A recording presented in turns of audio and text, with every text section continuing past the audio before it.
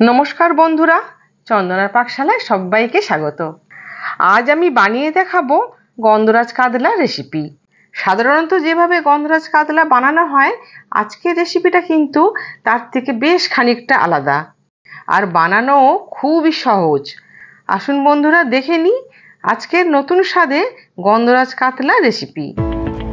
গন্ধরাজ কাতলা বানানোর জন্য আমি এখানে নিয়ে নিয়েছি গন্ধরাজ লেবু আর কাতলা মাছ, আর লাগছে 1 ইঞ্চ করে 2 টুকরো আদা আর 4টে কাঁচা লঙ্কা। প্রথমে এই আদা আর কাঁচা লঙ্কাটা আমি একসাথে বেটে নেব। আদা কাঁচা লঙ্কা বেটে সাইডে রেখে দেব। আমি এখানে 4 পিস মাছ নিয়ে নিয়েছি। এবারে মাছগুলো ম্যারিনেট করে নিতে হবে। দিয়ে দিচ্ছি 1 চামচ আদা আর কাঁচা লঙ্কা বাটা, 1 চামচ নুন, 1 চামচ হলুদ গুঁড়ো, আর দিয়ে দিচ্ছি গন্ধরাজ লেবুর রস। আমি এখানে অর্ধেকটা গন্ধরাজ লেবুর রস দিয়ে দিলাম।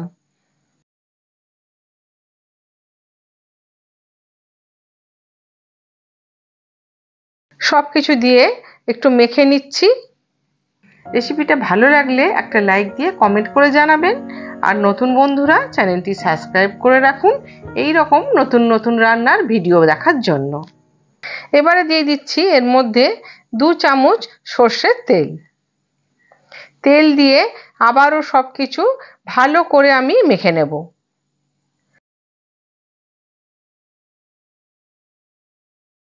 মাখা হয়ে গেছে, একটা ঢাকা দিয়ে 10 মিনিটের জন্য রেখে দিচ্ছি।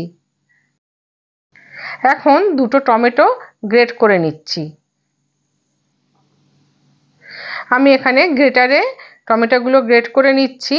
এইভাবে টমেটোটা গ্রেট করে নিলে টমেটোর খোসাগুলো পুরো বেরিয়ে যাবে, আর টমেটো গ্রেভিটা আলাদা হয়ে যাবে।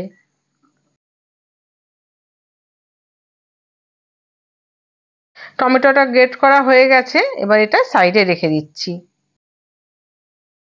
এখন গ্যাসে একটা কড়াই বসিয়ে দিয়েছি। দিয়ে দিচ্ছি 4 টেবিল চামচ সর্ষের তেল।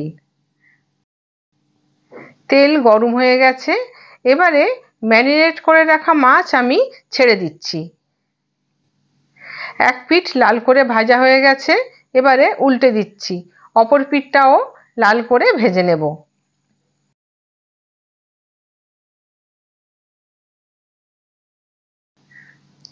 সব মাছ ভাজা হয়ে গেছে। এখন মাছ ভাজার পরে যে তেলটা আছে তার মধ্যে আমি এখন দিয়ে দিচ্ছি ম্যারিনেট করে রাখা মাছের অবশিষ্ট মশলাটা, আর দিয়ে দিচ্ছি 1 চামচ আদা লঙ্কা বাটা,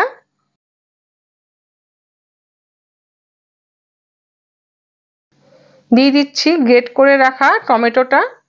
তেলের মধ্যে 2 মিনিট মতো একটু কষিয়ে নিচ্ছি।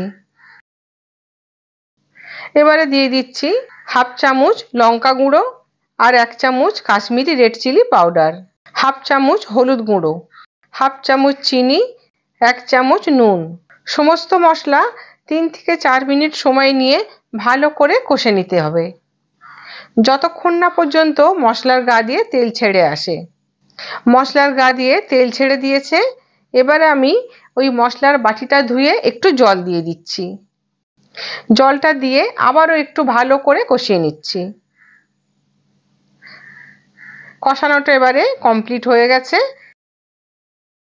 এবারে দিয়ে দিচ্ছি আমি 1 বাটি জল।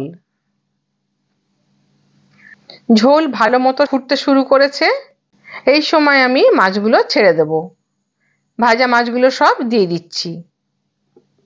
এখানে আমি একটা গন্ধরাজ লেবু স্লাইস করে কেটে রেখেছিলাম। এখন ওই লেবুর স্লাইসগুলো এই ঝালের মধ্যে দিয়ে দিচ্ছি। আজকে আমি যে পরিমাণ রান্নাটা করছি তার জন্য 4 থেকে 5টা লেবু স্লাইস লাগছে।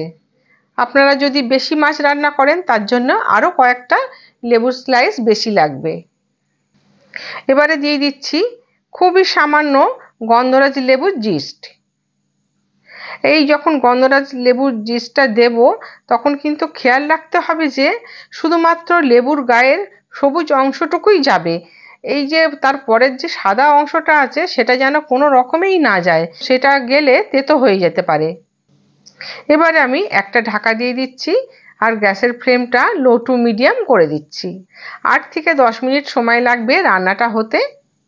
8 মিনিট হয়ে গেছে। এখন আমি ঢাকাটা খুলে দেখে নিচ্ছি।